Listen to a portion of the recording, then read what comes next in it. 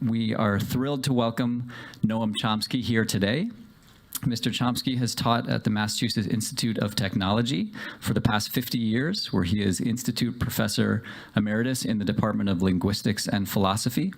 His work is widely credited with having revolutionized the field of modern linguistics. He's the author of numerous best-selling political works, which have been translated into scores of languages worldwide. And we are thrilled to welcome him today to Google Cambridge. Thank you. Thank you so much for taking the time to be here. I'm just going to jump right into this since we have such limited time. My name's Hassan. Hi. I'm a software engineer here, and I have nothing to do with linguistics. Okay. Or politics. Good. Or anything relevant. Perfect. We're a perfect team. But I have so many questions for you. I wanted to ask you about your academic focus having been linguistics. You obviously know a whole lot about a whole lot of other things. And I wonder what makes something interesting to you. Well, several factors. First of all, it has to be an intellectual challenge. Secondly, it has to be of some significance. And there are many different dimensions of significance. So, for example, things that have an impact on human life and, in fact, survival are, of course, significant, even if they don't pose much of an intellectual challenge.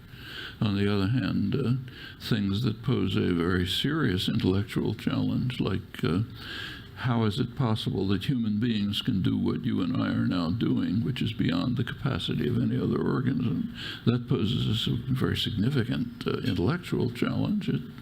It's human significance. When you really look into the details, you could debate. So there's different dimensions, different factors.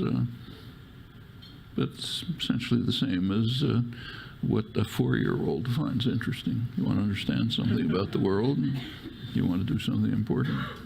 I think that many of us lose the 4-year-old curiosity over the years. What has kept you curious in that way? You've obviously branched out so much throughout your life from your focus on linguistics. You've branched out quite a lot from there. Is it simply this is something interesting for understanding humanity, or is there something else there? It's not that it matters much, but in fact it's the other way around. I was very much engaged in political life, social issues, long before I ever heard of linguistics. So tell us about that. You took part in a lot of political activism sort of earlier on and over the course of your life. How did you get started with that? What was the drive for that, and what drew you to it? I grew up in the 1930s, which was quite an interesting period. Some ways a little bit like today, in other ways quite different. Objectively, it was much harsher than today. So conditions during the Depression here in the United States were much worse than they are today. Subjectively, it was a much more optimistic period. Today, it's kind of striking to see the anger, hopelessness. I get a dozen letters every night from mostly young people saying, the world's awful, what can I do? It's hopeless. Then it was pretty different. Not over the whole country. If you were an agricultural worker fleeing the Dust Bowl, it was pretty awful. But in the circles that were my own milieu, which was mostly first-generation immigrants, working class, at the time mostly unemployed, part of the very lively activist, militant, working class culture of the time, it was pretty hopeful. There was a sense somehow we can get out of all this through solidarity, through working together. There was an educated community, even people who'd never gone to a couple of years of elementary school, but discussing the latest varieties of Freudian psychoanalysis, the last concert of the Budapest String Quartet, and so on. That was worker education took place, a lot of it through the unions.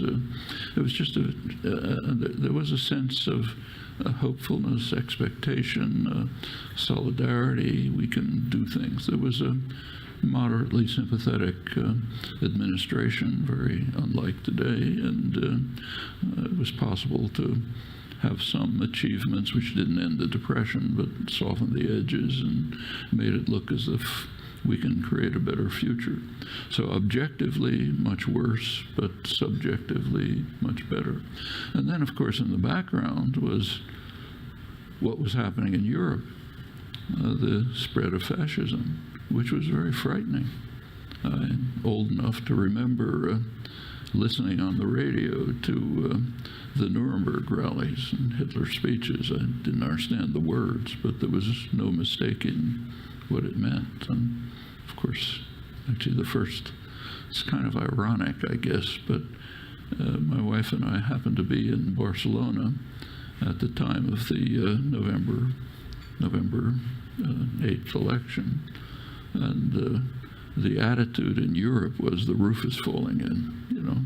It was, this is the end of the world, you know. And it happens that the first article that I wrote, that I remember at least, was about the fall of Barcelona. So I can easily date it, February 1939. I hope the article has disappeared. I'm sure it's not very memorable. I was the editor of the 4th grade newspaper. And probably the only reader, except maybe my mother, I don't know. But the article, I remember, it was essentially about the rise of fascism. You know, Austria, Czechoslovakia, Toledo, Barcelona looked inexorable.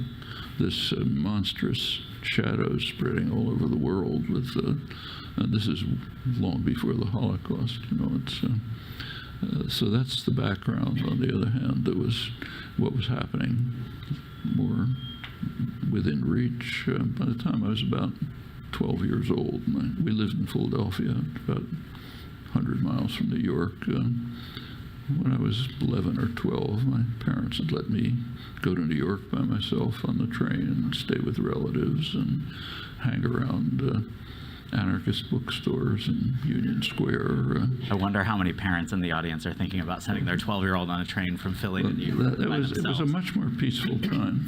It's pretty dramatic. I mean, in those days, in New York, you could walk along say the Riverside Drive or Central Park at night without any concern. You know, it's just a lot of things changed after the Second World War. I don't know exactly why, but the cities became much more dangerous, hostile places. There was plenty of conflict. You know, if you were Irish, you didn't go into the Italian neighborhoods and that sort of thing, but you weren't going to get killed. I mean, you might get, you know, chased, or I spent a lot of my childhood running away from Irish Catholic kids because they were too scary, but you weren't going to get shot, you know, or knifed or anything like that. That all changed for some reason after the Second World War. I don't understand why. All over the world, incidentally, here strikingly. So you talk about this general sentiment, though, of the public being very hopeful, and around sort of parts of the public, at least parts of it, as I say, not the people John Steinbeck was writing about. And you talk about an administration at that time that was maybe more sympathetic than the one that we have now. Leaving aside the administration part of that for the moment, do you feel that hope has evaporated? Do you feel that we have been able to reharness that in times of need? You talk about it as though it's, you know, this is very much in the past tense. Is that intentional? I think it's still there. In fact, take a look at the last election, November election. It was there were two striking aspects of it. One of them, not very startling, namely in the Republican primary, a person who was hated by the establishment, but who happens to be a billionaire, won the nomination. Okay, it's kind of a surprise, but not startling that a billionaire con man should win a nomination. What happened on the Democratic side is much more dramatic. Somebody arose who was unknown. Nobody ever heard of him. He had no support from any of the sources of wealth and power, no corporate support, no funding from the wealthy. He even used a scare word, socialist, which means mildly social democratic. In fact, his policies wouldn't have surprised Eisenhower very much. That's a sign of the sharp shift to the right in the whole spectrum. But from the point of view of the existing spectrum, he seemed way on the outside. He would have won the Democratic Party nomination if it hadn't been for the machinations of the Obama-Clinton party managers. That's a break from over 100 years of American political history. I mean, American elections are pretty much bought. You can literally pretty well predict electability just on the basis of simple variables like campaign spending. It's remarkable. Not just president. There's a recent interesting study by Tom Ferguson, who's done the main work on this over at the UMass Political Science Department. He and some colleagues came out last year with a study of congressional elections from about 1980 up till the present, and simply asking what's the relation between campaign funding and electability, which of course means policy.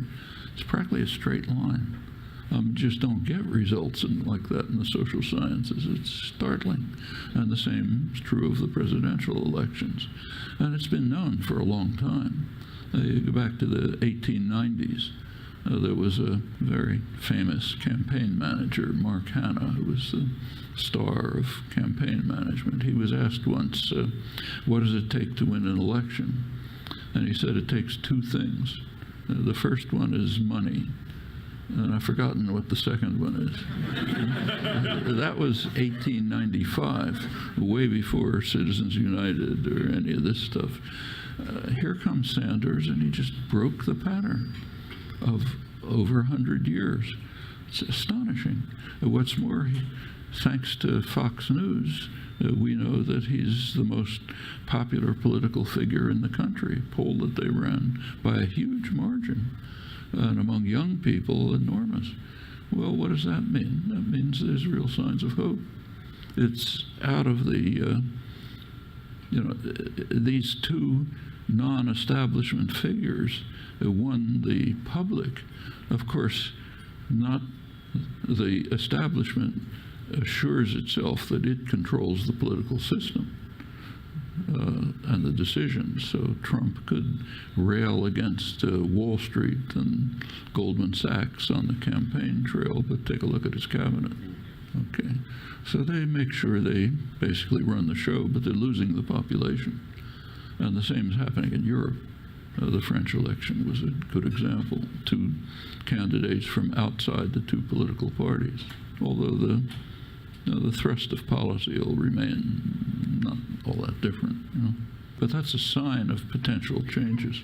If we can ever go back to having functioning, go back to partially create functioning democratic societies, it could be quite different. So stepping back a moment then to the political activism in your life, what do you remember out of your career, let's say, in political activism as being some of these are the moments that were defining for me?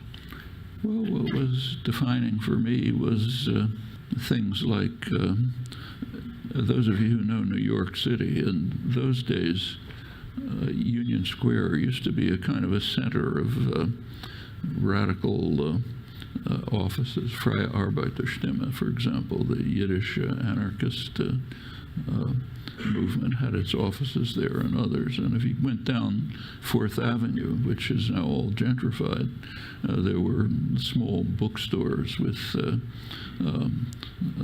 lot of them run by European emigres. A number of the ones that kind of gravitated towards were refugees from Spain, people who fled from after the crushing of the anarchist revolution in 1937. And I picked up all kind of pamphlets, understanding. I learned a lot of things which are just barely getting into the news now. For example, you can read books now which point out somewhat misleadingly that in the 1930s, theoretically, the United States, the Roosevelt administration, was following a policy of neutrality. They don't support either side, the fascists or the republic. In fact, they were supporting the fascists. And I learned it in 1939 from reading pamphlets and left-wing literature and others, which exposed the fact that the Texaco Oil Company, which was run by an outright Nazi, didn't even hide it, had contracts with the Republic to supply oil. In the middle of the conflict, he shifted. He started supplying oil to the fascist forces, to Franco. There were questions asked. The State Department denied it. It turned out to be true. It was reported in the left-wing press. And oil was the one thing that the Germans and the Italians, the fascist countries, couldn't supply the Franco's forces. They didn't have it, so they needed it. And Roosevelt and the State Department pretended they didn't see it. Only the small left-wing press saw it.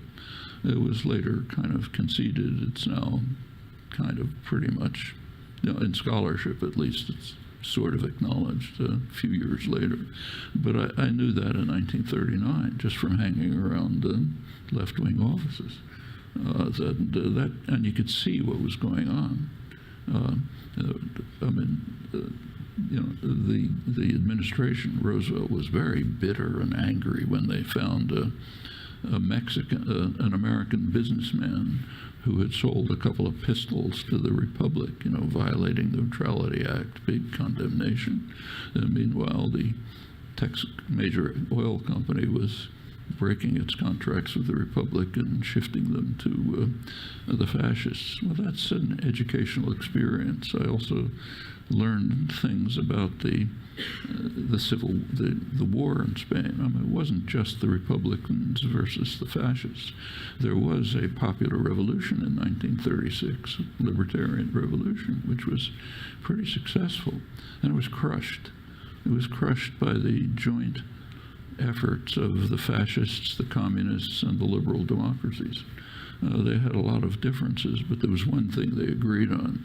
You can't have a free society. You can't have a libertarian society, so they cooperated on that. Actually, the attack was led by the communists, who were the party of the police force and the petty bourgeoisie, and very opposed to any form of socialist or left activism. Okay, I mean, those are things you learn if you pay attention. And it was reinforced by other parts of my family environment. At the time in New York, it was a very lively political scene. Every variety of left-wing politics you can imagine was debated hotly. In fact, there's a friend of mine who's a philosopher at Columbia who told me recently that he and his wife got a place up in the Catskills to hang out in the summer. It turns out there's retirement communities there. He said the people in the retirement communities are still debating which brand of Trotskyism was right. The same arguments they were having in the 1930s. But it's worth remembering that working class education was a very serious phenomenon then. It goes way back. I mean, you go back to the late 19th century here, early Industrial Revolution. If an Irish blacksmith could get enough money, he'd hire a boy to read to him while he's working. And reading meant what we now call classics, the contemporary literature. There were young women from the farms called factory girls who were kind of compelled to get into the textile factories in eastern New England, and they had their own publications. You read them, they bitterly condemned the fact that the industrial system was depriving them of their culture, of their dignity, their independence. You're selling yourself, not what you produce. It's quite different. And part of it was an attack on the culture. Same in England. Which is a massive study, an interesting study by a guy named Jonathan Rose of the reading habits of the English working class. And it turns out his own conclusion is they were better educated than the aristocrats. They didn't go to school, may not have gone to school, certainly didn't go to Oxford, but they were the working class, the rising working class had its own institutions of education and culture, which was significant. A lot of that has been destroyed. That's in all kinds of ways. Google doesn't help. But, that's another story. Happy to do our part. So I ask you about political activism, and you talk about learning a lot. What part of that is? What part of activism did you take part in? Well, and that was defining for me. I was 12 years old. Not a lot of activism, but actually the kind of activism I was involved in mostly in those years was within what was. It's now called anti-Zionist. At that time, it was Zionist. My parents and my immediate milieu were deeply embedded in the whole revival of Jewish culture, connections to Palestine and so on. I kind of grew up with that. And my own most of the activism was internal to that system. It was what is now called anti-Zionist. It was strongly opposed to a Jewish state, in support of Arab-Jewish working class cooperation in Palestine, with all kinds of ideas about how to create a society based on the cooperatives and so on. That kind of died in 1948, but then at the time it was alive, something you could be part of. And it extended to other things, like there wasn't much in the way of activism, but when the British conquered Greece in 1944 and carried out brutal repression of the anti-fascist forces in Greece, there were a couple of us who tried to protest, whatever it meant. And when you're 15 years old, And you got very physically involved. There wasn't much you could do. It was right in the middle of the war, and there was a lot of patriotism, dedication to the war effort. Bringing up these things was, by the time the war started, the political ferment declined because of commitment to the war effort. And it overwhelmed everything else. It was still around, like I was in high school in the early 40s, and it happened that the high school I was in was right next to a prisoner of war camp. We were mostly German prisoners, and in those days security meant a wire fence, so no big deal. And a lot of the students were kind of ridiculing and mocking and screaming at the German POWs, and a couple of us were strongly opposed to that and tried to get them to understand that there could be sort of, like I said, it's not violent the way it is today. Sure. It's the kind of thing that young boys do, It was boys, of course, segregated, but we tried, a couple of us, maybe 2 or 3 of us, to try to change the mood of the students to understand that these guys on the other side of the fence are not criminals. So that's fascinating. What do you mean by we tried to change the mood? Was that discourse? To talk to people. It's education. And these are high school students having intellectual discourse about the prisoner of war camp right next door to the high school. It's probably easier for high school students than at the Harvard faculty. Oh, I imagine that. I imagine that. You'll forgive me for being a product of my own time, where I just can't even imagine a high school next to a prisoner of war camp. Well, and separated by a wire fence. Right. Yeah. Right. You became a little bit more, perhaps, politically active later on in your life, then, at least. More publicly articulate, but the political activism never changed. Actually, it declined in the 50s. 50s were a pretty quiescent period. Political activism was pretty individual. There was not a lot going on. It was there were things in the background, but it was a pretty quiet conformist period. But then, the 60s. Early 60s, everything changed. Everything changed, and you became then very active. Publicly active. But it wasn't that much of a change for me, personally. just a different sphere. I see. So what drove you to become more publicly active? Well, John F. Kennedy. Though it's still kind of like off the agenda, in 1961 and 62, Kennedy very sharply escalated the Vietnam War. It was already pretty awful. The maybe 60 or 70,000 South Vietnamese had already been killed by the regime that the U.S. had imposed in the 1950s, but it was kind of under the radar, like you weren't seeing, you could find out about it, but you weren't seeing much. By 61 and 62, the repression of the South Vietnamese regime we'd installed in violation of the Geneva Accords had become so harsh that a popular rebellion sprang up. The North actually opposed it. They didn't want to. They wanted to build the country, not get involved in a conflict with the U.S.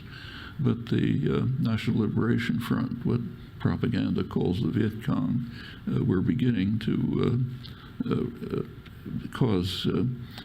beginning to develop and become active in the late 50s, and the regime couldn't contain them.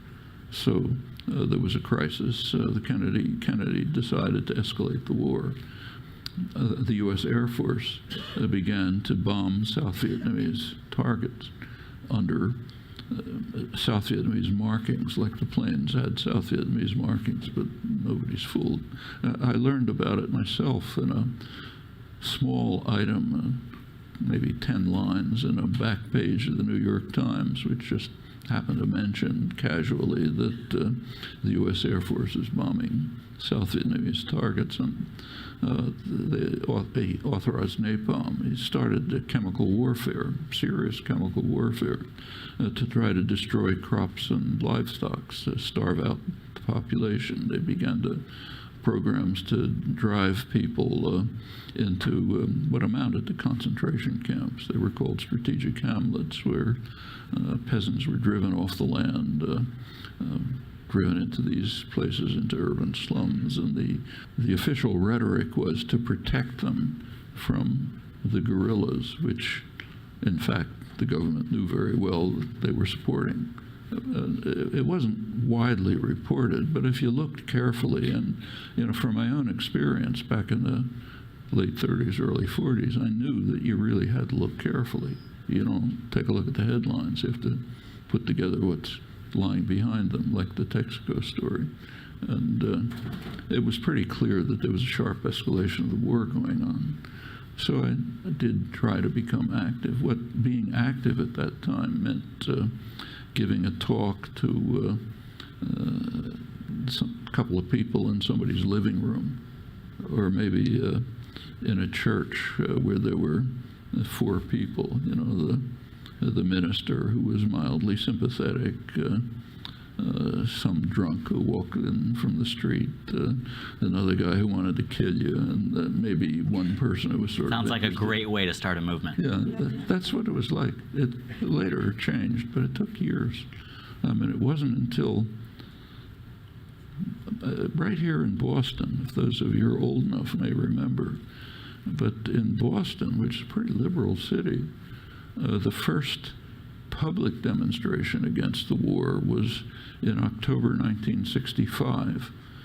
Internationally, that was an international day of protest was called. So we decided we'll take part in it. And there was a march from Harvard Square to the Boston Common, and supposed to be a demonstration there. I was supposed to be one of the speakers. It was violently broken up by counter-demonstrators, a lot of them students. There were a lot of state police, which is the only reason we didn't get killed. Nobody could hear the speakers. It was impossible. Take a look at the Boston Globe the next day.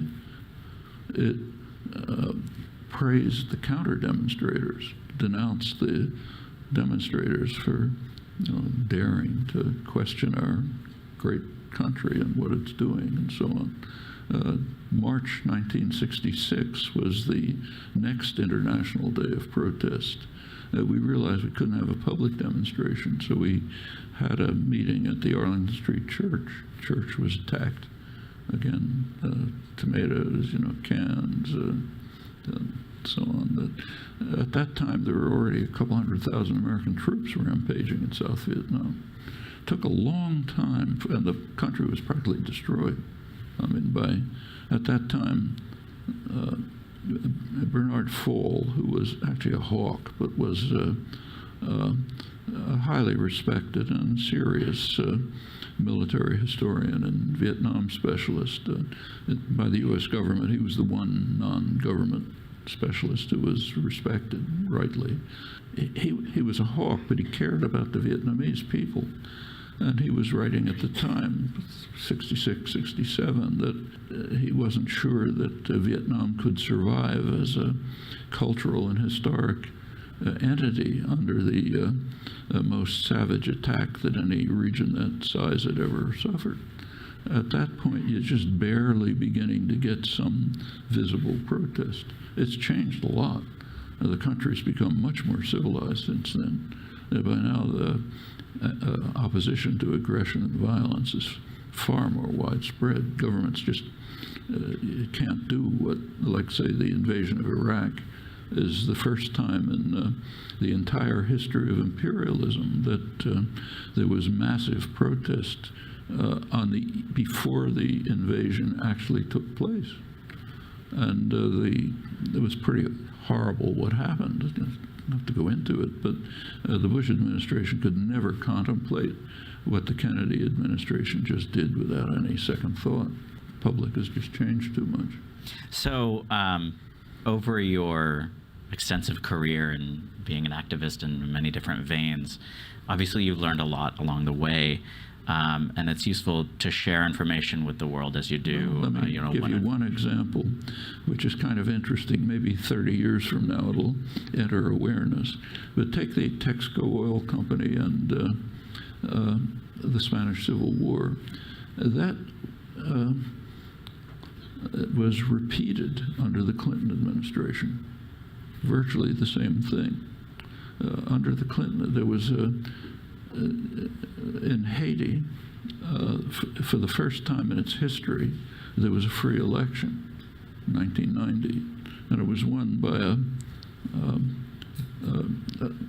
a priest, Jean-Baptiste Aristide, who nobody paid any attention to. He was supported by people who were considered not worth looking at, urban slums, rural areas, a lot of grassroots activism, and to everyone's surprise, he won the election.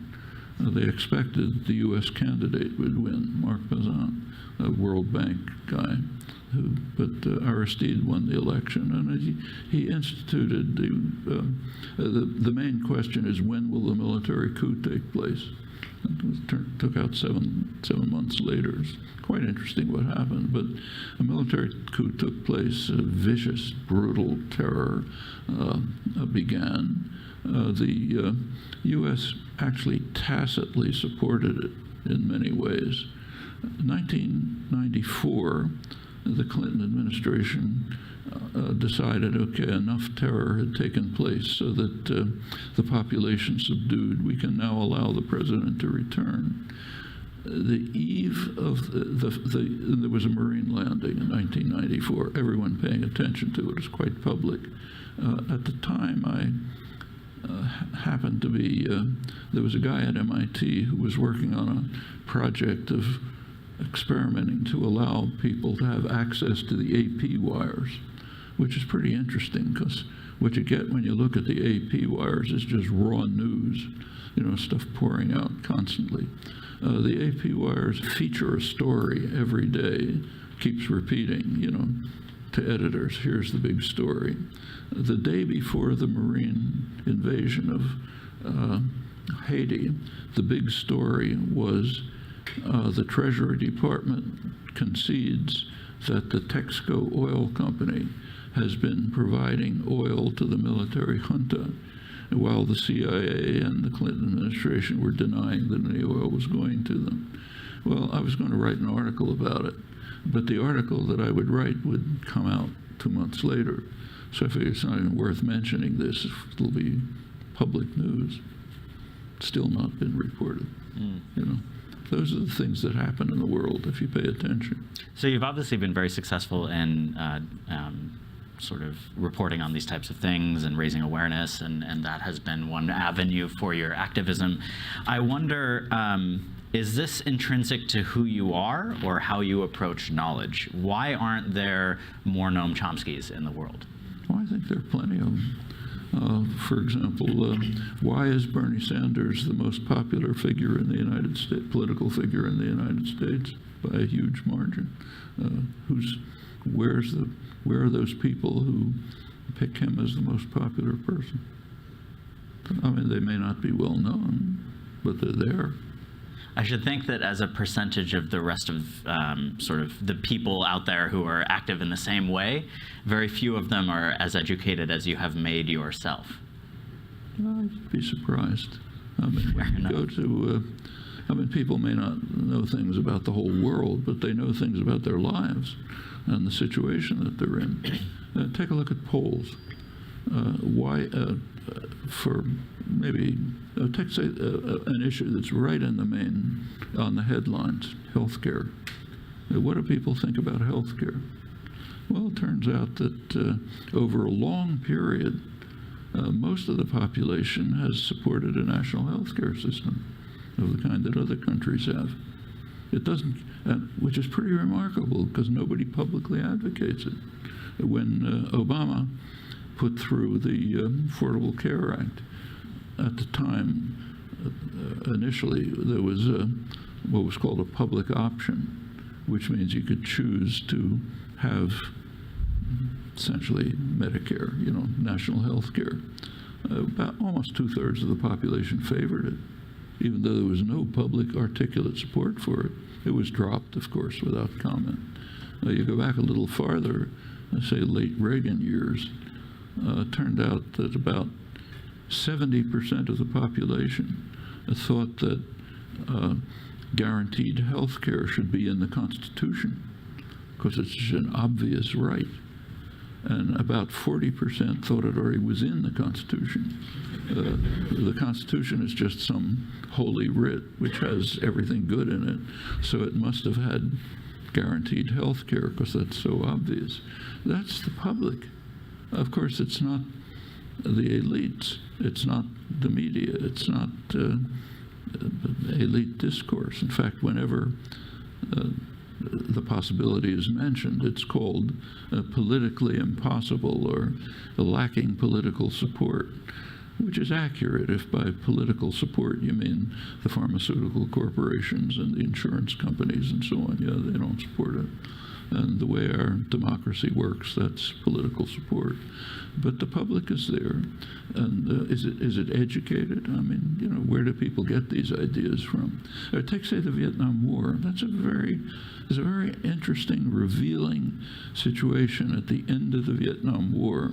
When the Vietnam War ended in 1975, every famous person had to make a statement about it. You know, so there's a ton of material about looking back at the Vietnam War and what did it mean and so on. And there was a spectrum. I've written about it, went through it. There's a spectrum. At one end, it said it was a noble cause. If we'd fought harder, we could have won. You know, we have to honor the effort. Actually, Obama agrees with this. That's the hawkish end. Then you go over to the kind of what's called the left, you know, the critical end. People like, say, Anthony Lewis, who was one of the most harshest critics of the war, way out on the left. He wrote an article in which he said, I'm quoting it, the war began with blundering efforts to do good. Notice that that's an axiom. You don't have to give evidence for that. If we did it, it was efforts to do good, by definition, on the left, what's called the left. Blundering, because it didn't work. So it began with blundering efforts to do good, but by 1969, it had become clear that it was a disaster. We couldn't bring democracy to Vietnam at a cost acceptable to ourselves. That's the critical end, okay? You don't have to give an argument to say we're trying to bring democracy. That's also an axiom. It's kind of a principle. You don't question it. It's like 2 + 2 = 4. Well, at the very same time, there were polls taken among the public. And what did they find? They found that around 70% of the public said the war was not a mistake. It was fundamentally and morally wrong. And that went on as long as the polls were taken, till the early 80s.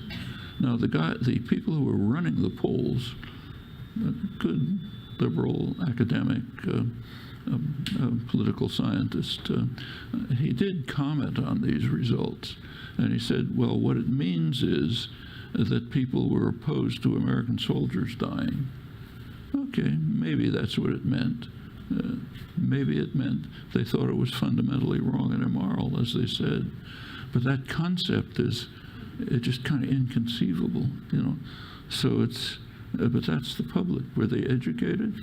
Well, I'd say they were more educated than the elites who were writing, the educated elites who were writing the articles. So switching gears for a moment, it's easy to find a lot of material on you speaking either online or you know, articles that you've written about egregious wrongs in the world and, you know, the historical background for these types of things. You have a lot of context for that. I wonder, how do you stay sane knowing how much room for improvement there is? Where's the levity in your life? And can you tell us a joke? I've looked. I already told you a joke. Mark Hanna.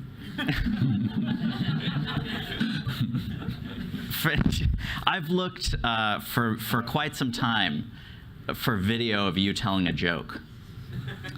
It just doesn't seem to exist. Well, that's the people who make the videos. It's their problem. I was also curious about, you're obviously very effective at sort of assimilating new information and sort of digesting that in a comprehensive way. I wonder about the tools, technology, and routines that help make your day productive. How do you work? It's pretty straightforward. How did 19th century working class people gain an education that was superior to that of the aristocrats in England? Did they use the internet? They read, you know. You look at what's going on around you, you talk to other people, you have interactions, you read, you learn about things. It's not quantum physics. What's understood at all is pretty much on the surface in these domains. It's just a matter of working. It's a little easier now. It used to be the case that if you know, you want to look into say, you know, the background, and you wanted to see what was the press saying about some topic in the 1970s. Okay, you have to go to the library, look up the microfilm. It's a bit of a nuisance. And now you can get it on the internet, thanks to what we call the free market, which means the taxpayer putting huge amounts of subsidies into developing the high-tech system of the next generation, which is handed over to private corporations for marketing and profit. So that's the internet and computers and so on and so forth. So now it's a lot easier than going to the library and looking up the microfilms, but not that different. I mean, the change from no libraries to libraries was a much bigger change than from libraries to the internet. In fact, similarly, the change from sailing ships to telegraph was a much bigger change than speeding up communication by a couple of milliseconds with some new technique. You know, so it's a little easier now, but not fundamentally different. So this next question came in from Rakesh Shah. I apologize for the pronunciation there, from India. In an interview in 2012, you mentioned that artificial intelligence is going in the wrong direction by putting more emphasis on statistical techniques to mine data. Where do you think it's heading now, and what steps should we take to make it sort of more meaningful to society? Well, I don't know exactly what that quote is from, but I mean, artificial intelligence, what's called artificial intelligence, which is just part of cognitive science, it can, like any part of science, can go in two different directions. It can direct itself towards some engineering application which may or may not be useful, or it can go into trying to understand something about the world. Those are the choices. So take, say, the work that happens to interest me most on language. One thrust is trying to understand how it is that we can, for example, do what we're now doing. Okay, what lies behind that? What are the mental operations? Or what are the principles? How is it acquired, and so on? Okay, that's one domain. Another domain is how can we get something that's useful to give kind of a rough translation of an article in French into English, the Google translator. That's okay. I mean, I use it. It's fine. But it's a brute force engineering achievement. It doesn't tell you anything about how the world is working. It just says, here's something useful, like a bulldozer. I don't have anything against bulldozers. I think they're great. You know, a lot easier than digging with a shovel. But it's not intellectually. It's not an intellectually interesting achievement. It's useful. Okay. Have you driven a bulldozer? I mean, I haven't, but I dream to someday. I'd be scared. But I have used a shovel. Okay. Well, we have a base context then, and a shared experience with that. That's good. So yeah, I think that this is an interesting thing that I think you've talked about in the past. The interview, by the way, was in 2012 with The Atlantic. I'd love to unpack that a little bit. Where would you like to see? How would you like to see AI research tackle these types of deeper understanding problems? Whenever you learn something in the sciences, what immediately happens is you discover there's a mass of new things which I never noticed before that I don't understand. I mean, scientific research is kind of like mountain climbing. You think that peak over there is the top, but when you get there, you find, wait a minute, turns out there's other peaks that you didn't notice before. Well, that's where scientific research should go. I mean, what happens to interest me is human cognitive capacity, which is an astonishing fact. Humans are absolutely unique in the organic world in an enormous number of respects. Humans are not that old in evolutionary terms. It's about 200,000 years. So something happened around 200,000 years ago, you know, plus or minus, which created an entirely new organism, which has what we call higher intelligence, which it is now using, incidentally, to create something that should be headlines in every newspaper. We're using human intelligence to create a perfect storm. Since the Second World War, human intelligence has created means of suicide, self-destruction. The first is nuclear weapons. The Second World War ended with the nuclear age. It was obvious right at the time, I can tell you personal experiences, that we had now, human intelligence had now devised the means to destroy everything. That's the nuclear age. We've barely survived it. It wasn't known then, but it's now known that at the same time, end of the Second World War, we'd entered a new geological epoch, what's called the Anthropocene, where human activities are having a severely destructive impact on the environment. Geologists have kind of debated its inception, but they've now more or less agreed, the World Geological Organization has agreed on end of the Second World War. So here we created two huge sledgehammers which are able to destroy us. In the 1970s, human intelligence took the next step. Let's destroy the means to protect ourselves. That's pretty much what happened as the period of what was called regimented capitalism shifted to the neoliberal era. The neoliberal era of the last generation is dedicated in principle to destroying the only means to defend ourselves from destruction. It's not called that. What it's called is shifting decision-making from public institutions, which at least in principle are under public influence, to private institutions, which are immune from public control in principle. That's called shifting to the market. It's under the rhetoric of freedom, but it just means servitude.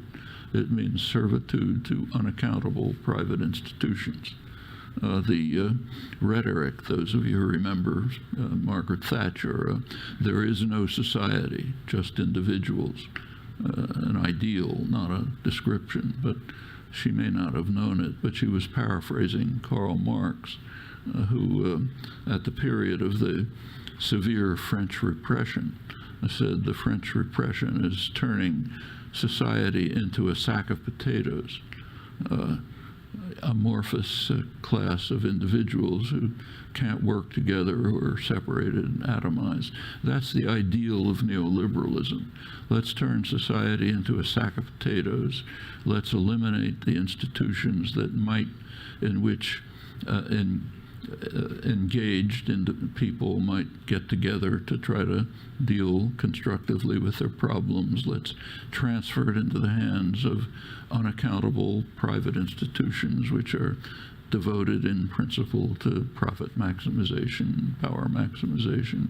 Of course, that means undermining democracy. That's what's happened. That's why we see what's called, it's a bad term, it's called the populist uprising. There's nothing populist about it. It means anger, fear, hatred, discontent, contempt for institutions, a collapse of institutions, a direct consequence of the neoliberal economic policies, which have also led to stagnation or decline for the majority. Real wages have actually declined since 1979 when the program began. All of this is together, and put it together, what you have is human intelligence has created two means of destroying ourselves, and it has also been actively engaged in trying to eliminate the only protection we have against them. So it's a kind of perfect storm. That's what humans have done. How did this happen? How did we get this way? How did we develop creative capacities of a unique kind which have led to extraordinary achievements? Okay, these are things we ought to try to understand, all of them, and do something about, not just understand. Another question from Oleg Shushkov from Australia asks, how do you think Google can and should handle the fake news problem? We have a big hammer. We're looking for nails. Well, by not contributing to it. So, for example, the internet is actually slowing down in some respects. One of the reasons it's slowing down is because if you pick up, you will say, access, say, the New York Times, the first thing that gets loaded is a ton of ads, which slow everything down. All of this is going on all the time. It's contributing to the narrowness of coverage, and even to the kind of coverage, because it's influenced by, of course, the choice, the funding. An institution, of course, influenced by its funders, mostly advertisers. So all of that's happening, and it's it's not what people call fake news, but it's a distortion of the world in ways that shouldn't be happening. So the actual news, I think, should be what we've just been talking about.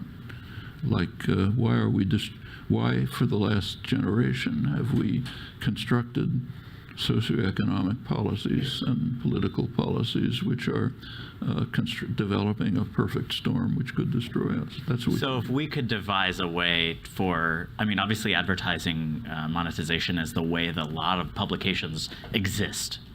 And perhaps without it, many of those publications would be without the funding required to continue. That's not true. The period of the freest, most lively press in the United States was probably the 19th century, when you had a proliferation of all kinds of newspapers, ethnic, working class. I mentioned the factory girls. There were others. What happened in the late 19th century is in England and the United States, which also was similar, a shift towards capital concentration and advertiser reliance. And that has very sharply narrowed and changed the nature of media.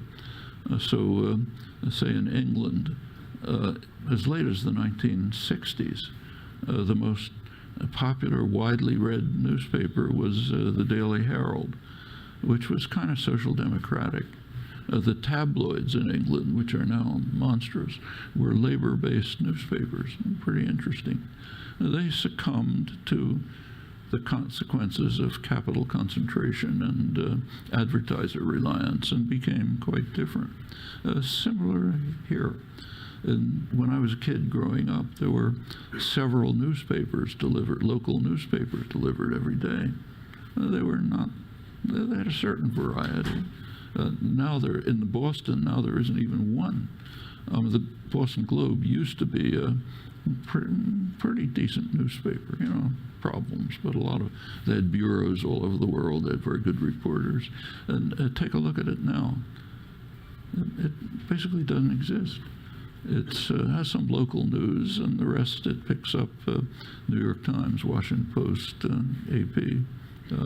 That's happened all over the country. It's has a lot of reasons behind it, but it's a large part of it is it's been going on for over a century. It's just continuing. Large part is the effect of capital concentration and advertiser reliance, which affects the content of the media reporting as well. In that case, we'll cancel our advertising programs. See, advertising is a very interesting phenomenon. Any of you who've taken an economics course know that the